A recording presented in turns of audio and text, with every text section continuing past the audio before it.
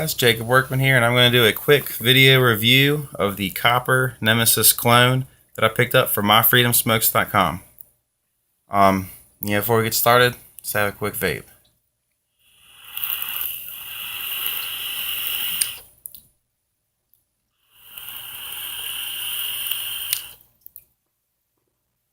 As you can see, this thing is just chucking clouds right out.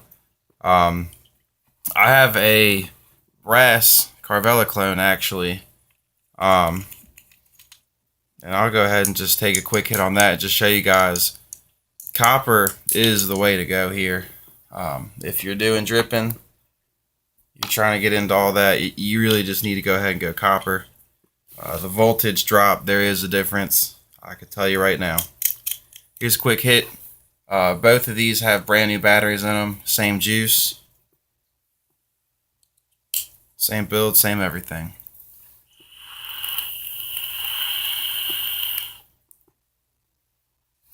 Now the vapor production is there. It just doesn't have the same kick to it though. It's just it's not as hot of a vape as on the copper Carvela, or on the copper Nemesis. I'm sorry. Just not as hot. Not as really a good a vape in my opinion. Still a really good vape though. This Carvela clone is definitely pretty good. But we're here to talk about the Nemesis. Now, while I got it apart, I'm going to go ahead and just show you guys how this thing is set up. I'm of course going to show you in 18650 mode. Those are the batteries that I use for my builds. That's what I use, so that's what I'm going to show you. I'm going to go ahead and start off first. A lot of people with these Nemesis clones are having problems with the button being crunchy.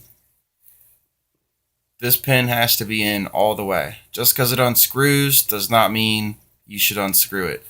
A lot of people I see on forums are unscrewing this and they're using it to get more of a throw on the button. That's not really how this thing works. That's not what it does. Really, it's in there, it's holding this rice pin, which if you lose you're in big trouble, and it's holding this on here. That's your throw. That's what you got to work with. If you're finding that this isn't enough throw and your battery is still rattling, make sure that there's not a little 2-3 millimeter beauty ring stuck in between your tubes. If you have that in there, that's just for use with the kick. If you're not using the kick, you don't need that. So go ahead and put this on here, and then you want to take 510 connector, which has this it's got this little floating ring on here. As you can see, there's some holes in it, and what that's going to do is you line it up with the holes in here, and it's going to pull air through the 510 connecting hole. So if you have a tank or something that uses airflow through the 510 connecting pin, you line these holes up on here, and you can adjust about how much airflow you're getting. So it's somewhat adjustable. The other part on this that's adjustable is a screw. It's not a spring-loaded floating pin. A lot of those have those. I personally hate them. They get jammed up when you get juice in it. Juice is gonna spill. That's the nature of the beast. If it gets on a spring, you're in a lot of trouble. So you just screw this on here. No springs, no problems, and it's completely adjustable. So go ahead and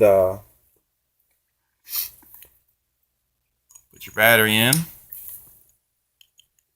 Then always assemble from the top down just to get it nice and tight. Screw this on here. Now this is copper. You don't want to turn it too hard. It's not aluminum foil. It is a soft metal though. And I got a lot of friends that have personally stripped threads on copper mods, and they don't use copper mods because of that. It's not a big problem, just don't go crazy. It's better to under tighten and have it loosen itself up after a few hours, and you just have to, I'd rather have to do that than ruin the mod. And there's no real voltage drop. It's so minimal with copper. It's totally worth the trouble. Another thing that's going to help you guys is this gets stuck on everybody's mod. And I have vegetable oil on a Q-tip spraying through there, ran through any part of this that has, these rings where you're going to screw it on and off. And this thing is smooth as butter now. No problems.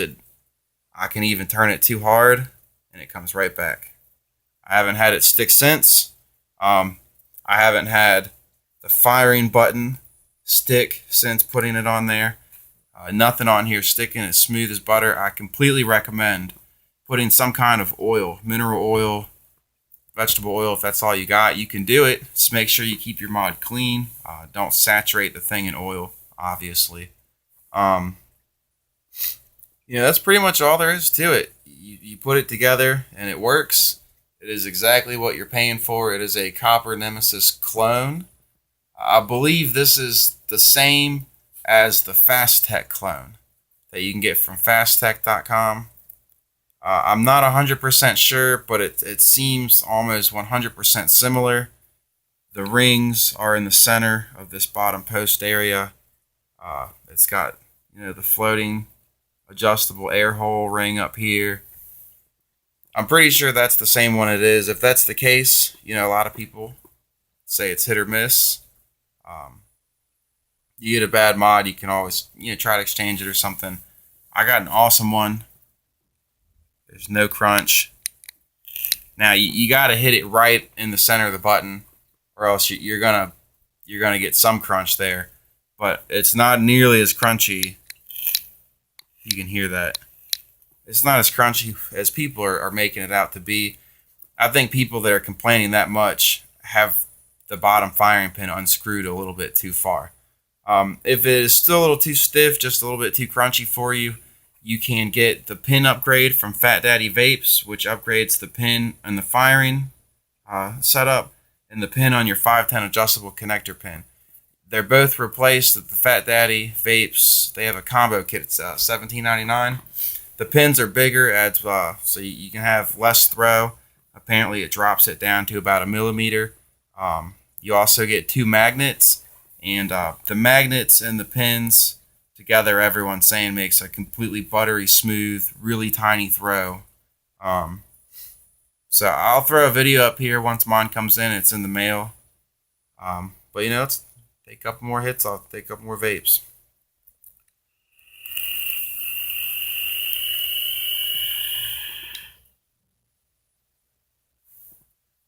Now, what I'm running right now is a 0.35 ohms dual nano coils on here. That's definitely part of why this thing is kicking out so much vapor. But it's not the only reason. This thing, the copper nemesis is amazing. I've got a couple mods laying around, including up until recently my favorite, the Carvela clone. This thing is really nice, but it just does not hit nearly as hard as a copper mod is going to get you. There's the voltage drop from the brass. Some people, they think you can't really notice it. Some people complain about it. I personally can tell a little bit of a difference, especially in the throat hit of the whole thing.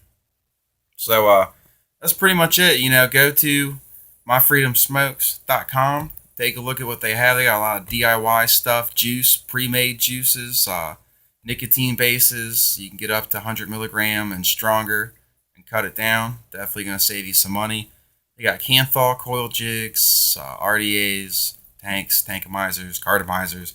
Anything you could possibly want, they're going to have it. It's really cheap. They ship out of North Carolina, I believe. It gets to me in about 3 or 4 days. Sometimes a lot quicker, but never more than 4 days. I've actually never really had any problems with them. None of the stuff I've gotten has been faulty or needed any kind of fiddling. Aside from, typical, mods are going to need, there's going to be some fiddling there. That's just the nature of it. But everything I've gotten, it's a good store, good product. Guy's a nice guy. I'd recommend it. So you guys have a good one. Vape on.